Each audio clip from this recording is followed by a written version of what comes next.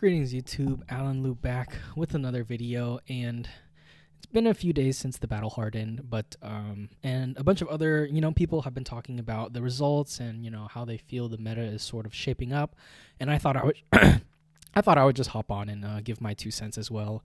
Kind of blanking on video ideas recently. I've been spending more time like on work or like preparing for RTN season, but yeah, so I just wanted to cover sort of like how the metagame is currently trending at the moment, what to expect for RTN and all that good stuff. So be sure to like, comment, subscribe, all that good stuff.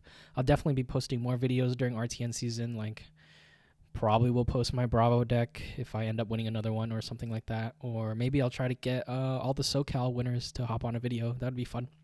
But yeah, so let's get right into it. So I think the biggest thing that everyone saw this past weekend was the emergence of KO.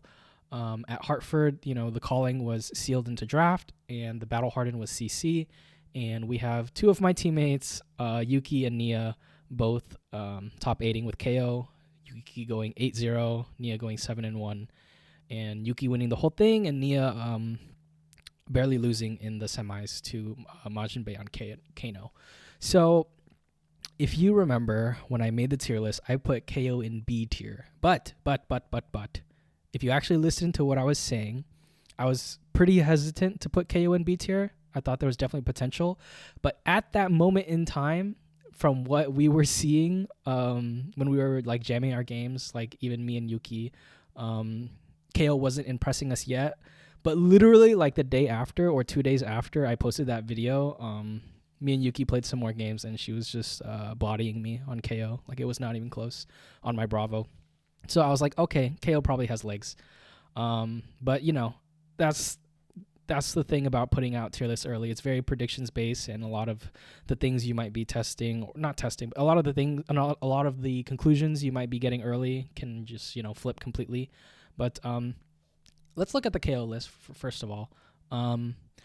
KO is still very new. I wouldn't necessarily call this list standard or anything, but, from this point onwards, Yuki's list is probably the standard because, it took down the whole event and people will be using this as a reference. And I think a lot of people are just onto the fact that KO at the moment is currently one of the best just numbers deck. Like, if you think before heavy hitters, numbers decks would be things like Slapdash with a lot of, 2-card 7s or 2-card 8s and efficient Teklo Plasma Pistol play lines, or a deck like even what are some other like good point decks? Dash. I'm blanking. But basically the idea is that this deck just puts out a lot of points, and the downside is that there's a lot of no block cards, but if you're playing those cards and you're still generating more value than your opponent, eventually you would just win the game. Scowling Fleshbag is a very good card. It helps stop things like Pummel, or against other decks like Ninja, intimidating a card is still very impactful. Apex Bonebreaker, I already talked about this card. This card's crazy. I can't believe they printed this, to be honest. It's like one of the best arm pieces in the game. Like, you have things like Grasp.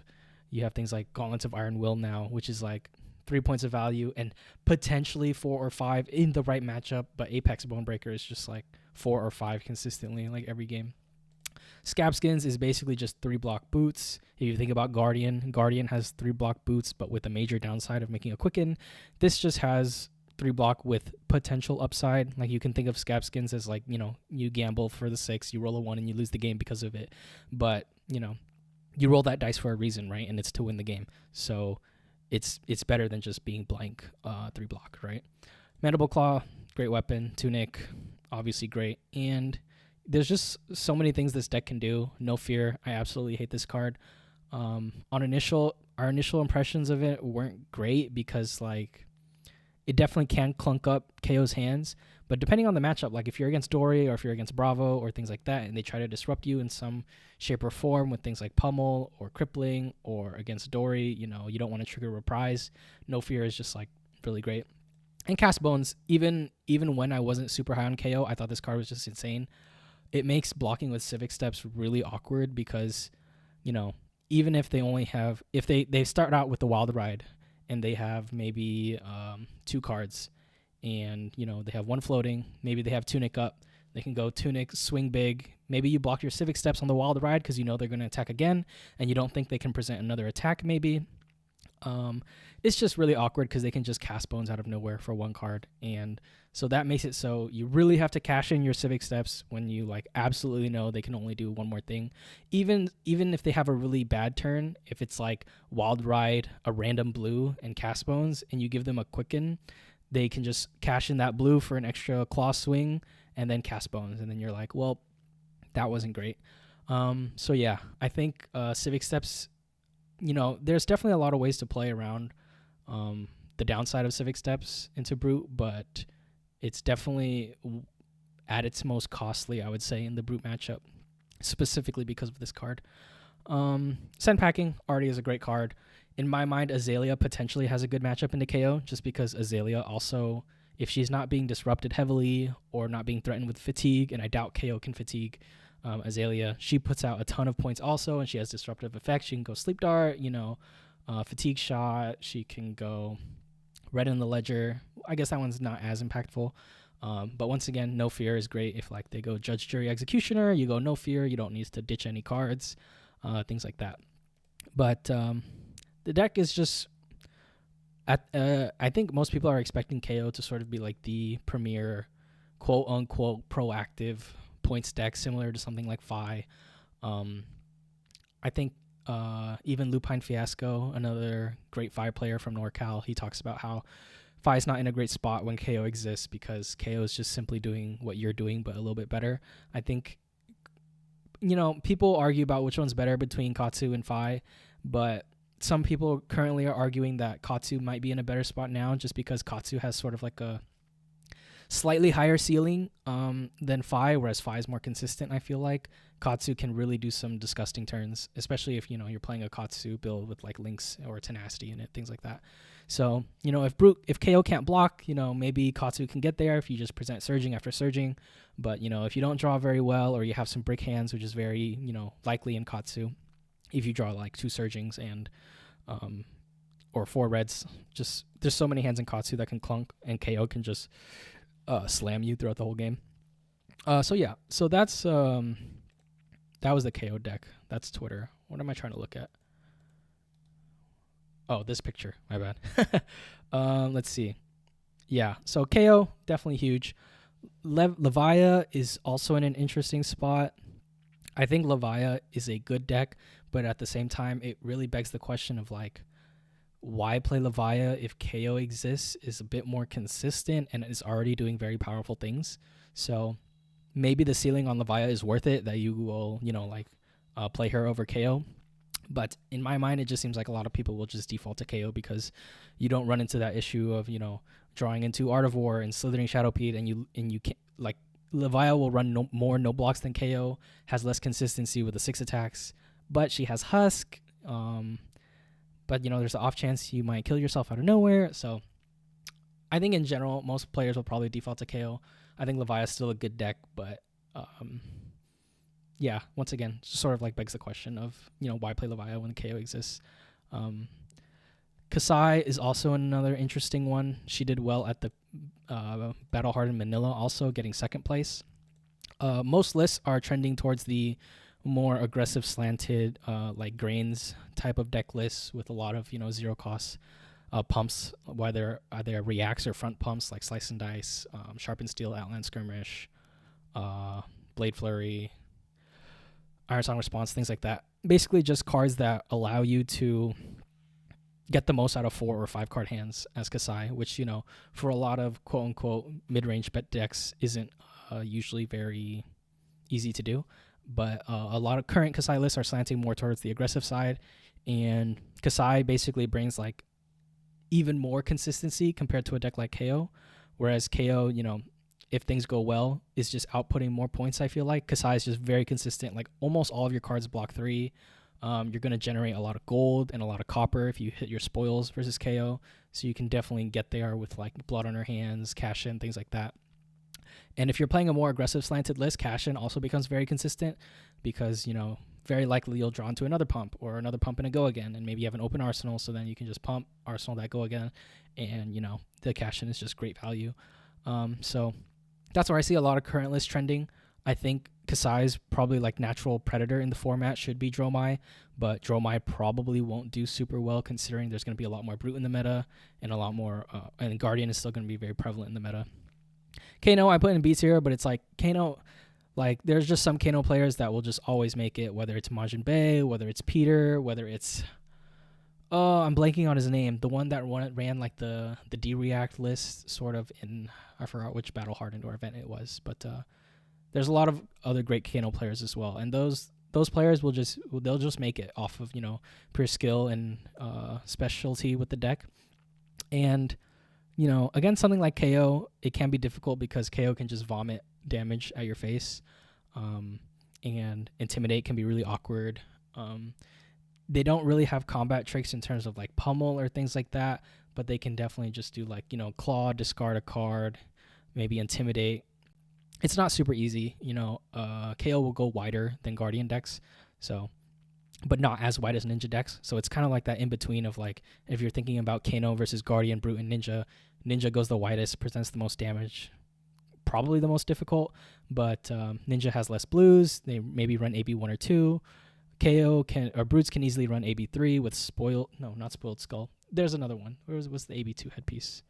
Skullhorn. Yeah, Skullhorn plus a Null Rune. And they have more blues. They can also go wide, present tall attacks as well. And then Bravo and Guardian, for example, don't go super wide. They'll have Zealous and E-Strike, but that's about it. And Rouse the Ancients, but they have the most blues. Can run AB3. Some lists will cut down to AB2. That's fine. That's personal preference. But Kano is Kano's always just gonna be Kano. I wouldn't really want to rate him A tier or anything. Because it's also another one of those things where it's like, if Kano becomes like a quote-unquote more respected or better deck in the format, there's just a lot of tools that you can use to hate him out. It's just that he exists on that like niche aspect where like you can only prepare for him so much depending on your deck. Dash, I talked about as at the moment, pre-heavy hitters being one of the best decks in the game, most likely can be played a lot of different ways. But Dash probably is less favorable in this metagame also because of KO. Arc Smash exists, Smashing Performance exists. There's a lot of item hate in Brute, and Dash isn't really presenting disruption.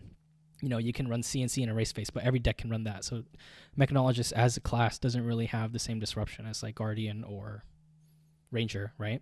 So because of that, Dash is probably not going to be in the best spot this coming meta either, but that doesn't mean she's a bad deck either. She's very consistent.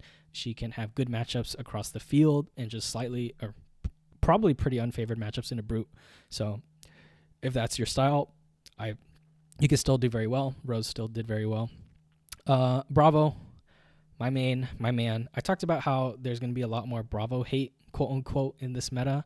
I think that warrior decks can be difficult for Bravo, but not when they're built more aggressively. I think that makes it easier for the Bravo personally to play the game. But that's also sort of like, I think Kasai decks in general need to be a bit more aggressive to sort of have a better matchup spread into the whole metagame rather than just target Guardian. Like you can't target Guardian and Brute as warrior without switching things up. Like you need to be more aggressive in a Brute, but you need to be slightly more defensive and threaten fatigue potentially against Guardian, is my opinion. But Bravo's still in a great spot. He's still the best Guardian in my opinion. There's the Tunic build, there's the Tectonic build. Both are good. And, I still don't even know which one's better. Like, I still need to do more testing personally on Tunic. But at the same time, it's like I've been playing Tectonic for, like, almost 3 years now. And there's just so much, like, not like muscle memory, but it's almost like muscle memory when I play the game with Tectonic now. So it's like changing my playstyle up for Tunic could be, better if I really put in the reps and work on it, and I think that it's actually better, but figuring that out would probably take a lot of time. So maybe I just run it with Tectonic and see what happens. Looking at the Battle Hardened Manila, first of all, Justin is an insane player. He's won a calling. I'm pretty sure he's won other Battle Hardens before or PTI events, and he takes down the Blitz Battle Harden on Victor. I think I was pretty high on Victor, even in CC. I think just what he does is like very powerful with the sort of like clash, make a gold, draw a card.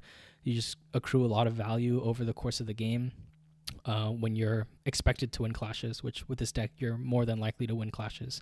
Now against KO, it's slightly, you're not going to win as many clashes, but still overall you should be quite favorable in the clashes. It really depends how you build your deck. Like you can run more cards that don't help win clashes, like defense reactions, or more like if you want to run boast or something, you can do that, right? But yeah, Justin, insane player. Looking at the PTI event, the CC PTI event, we see 2 Phis, 2 Bravos, Kasai, Dorinthia, Katsu, and that's it. So I think Phi was one of the better decks in the game, pre-heavy hitters, and I think that, for example, during RTN or during PTLA, I wouldn't expect Phi to really perform super well now that more people are catching onto the KO train and seeing what he's doing. But I think the deck is still good. It's just like the meta has become, slightly less favorable for him. Kasai, we see a similar sort of aggressive slanted Kasai deck with grains, not running Tunic or things like that. No shunts. It's just, just a bunch of good stuff, good pumps, go against. Nothing too crazy there. I think a lot of people argue between Versus and Braveforge. I've seen both. I see the arguments for both. I think I'm more of a Versus gamer myself. Maybe that's just like a preference thing or how you like to play the game. I'm not sure. I think in Dory it's a bigger question mark because with Braveforge, if the first Dawnblade hits, you can make the second Dawnblade come into for 4, which is a breakpoint. But yeah, I think Dory is also in a really great spot. One of the major downsides of KO is that he can't block, and one of the decks that really takes advantage of that is Dorinthia because, well, if you're not blocking Dorinthia, she can ramp up really fast and her Dawnblade can go crazy and just win the game. This one's also a very aggressive slanted list with Courage.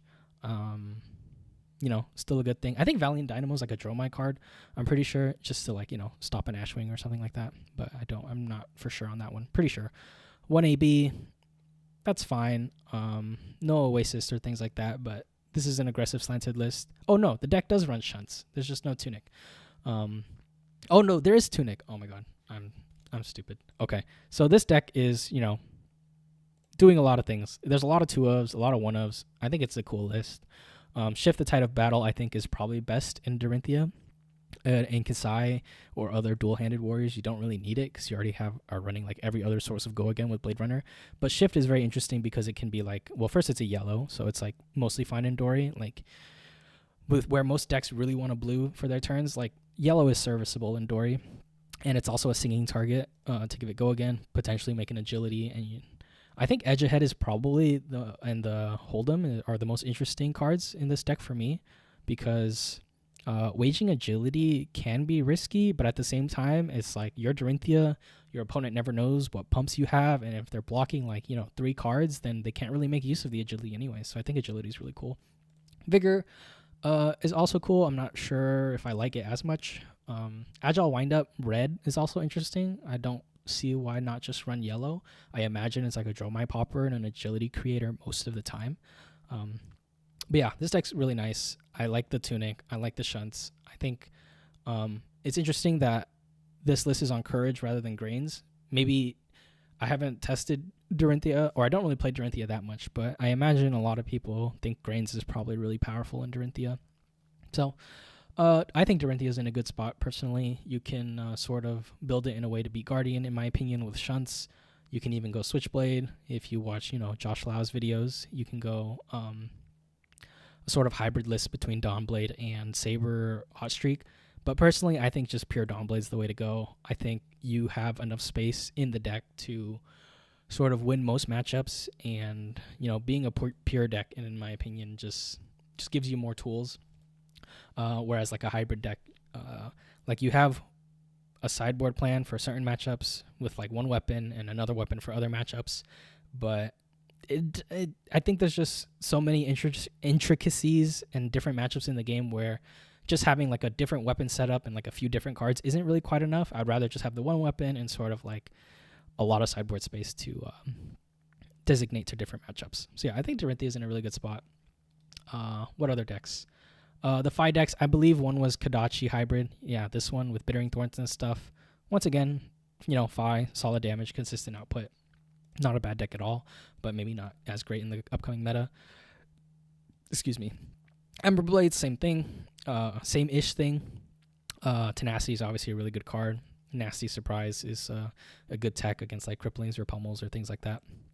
But yeah, especially if you get pummeled and you discard Nasty Surprise and then you get a Vigor and you get to play Art of War or something. It's pretty cool. But overall, I think Ninja, as most people are expecting, will probably see less play in the upcoming meta. It is possible that like ninjas become extremely aggressive, like so aggressive that they can outrace KO, but sacrifice points into other matchups because of that. But who knows? The PTI event, Katsu list, Cross Trap, Kodachi, Breeze Riders. From what I'm seeing, is fairly standard. I think a lot of people are starting to play Tenacity in Katsu as well.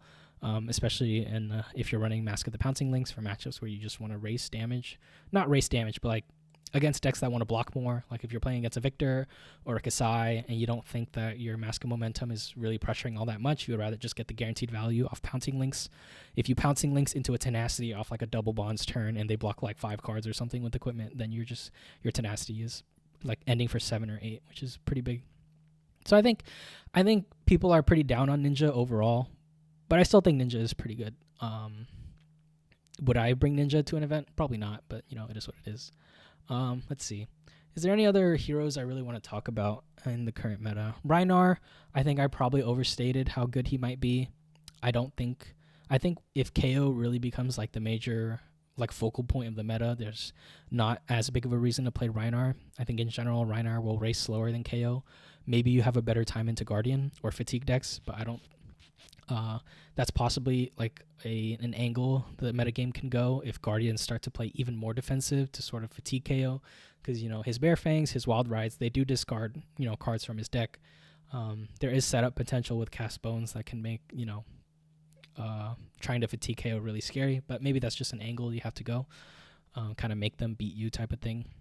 Other warriors, I think Bolton is still a good deck. We didn't really see him perform at either of these events, but I think Bolton with, Saber combo can definitely get there versus KO. You just block until you get your combo. You go off against Bravo. I think traditionally that's a Bolton favored matchup. But I'm not too sure about that one. I think Bolton just has a lot of game into a lot of matchups depending on how you build them. Whether it's hybrid, whether it's, pure Saber, whether it's pure Raiden. Not huge on pure Raiden. I think Sabers needs to be in the deck. But yeah, Bolton's still pretty good. Is there another warrior? Kasai, Bolton, Olympia. Olympia's not really doing much. Betsy, not really doing much, unfortunately. What other decks are in the meta? Let's go to heroes. I talked about Azalea. I think Azalea will be pretty good. Dash IO, probably not in a great spot. High variance, hard to play. And, when things are going right, you can definitely just blow up your opponent.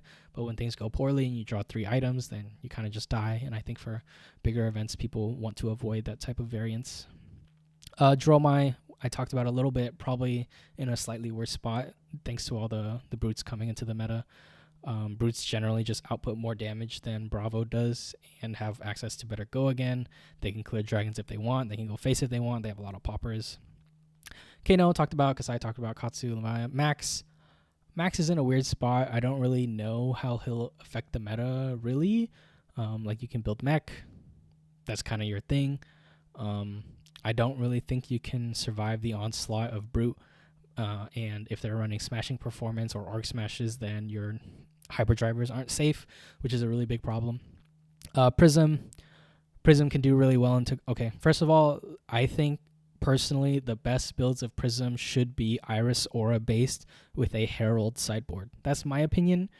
I think that's just because the Herald only game plan has a lot of bad matchups, whereas if you're playing a hybrid Prism list, you can have a lot of good matchups and, hopefully shore up your bad matchups with Herald plan or something like that.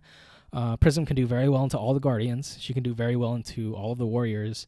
She can do very well into Kano, but she'll get... Well, she doesn't really do well into Bolton, I think. But I think Kasai can be okay, maybe. It really depends on how much go again and how much front pump versus like back pumps they have. In general, front pump is better because you get to attack face and then clear an aura.